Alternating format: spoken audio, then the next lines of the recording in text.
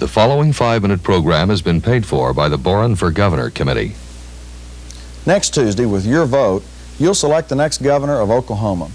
I need your help, and I need your help now.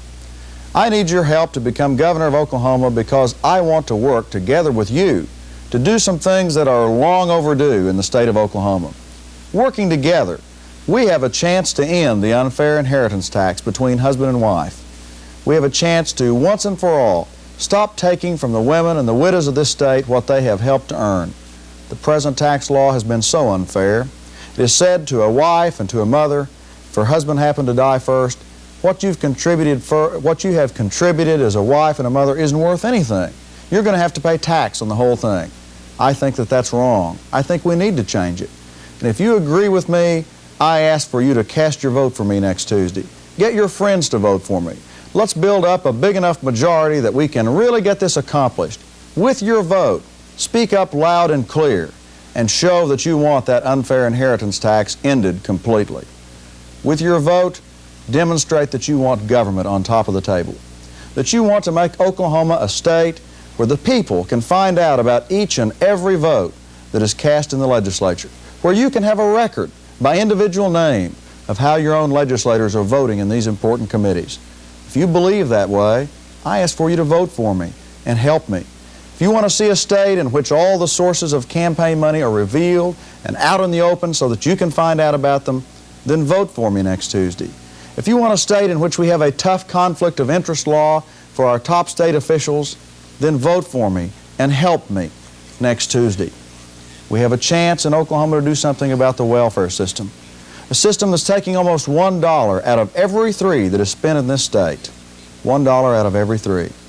And yet, our elderly people, some of them are getting along in as little as $109.50 a month. They can't even pay for the prescription drugs that they need and the grocery bill and the rent. They can barely exist on that amount of money. I say it's time we change it.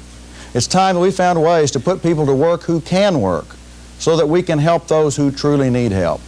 If you want to see reform in our welfare system in Oklahoma, then I ask you to vote for me and get others to vote for me and help me in this election as it approaches next Tuesday. If you want to do something about the cost of government, we're all bearing a burden for it as taxpayers. If you want to see us stop adding 4 more people to the state payroll every day as we've done for the past 10 years, if you want to see us do something about the ever-increasing size of the state bureaucracy, if you want to streamline it, if you want to cut down the number of boards and agencies and commissions and get it down to a manageable size, not firing anyone, but simply not replacing some as they retire and as they quit, so that we can reduce the cost of government, reduce the burden of government on the taxpayer. We're all struggling with inflation. I want to set the example as your governor.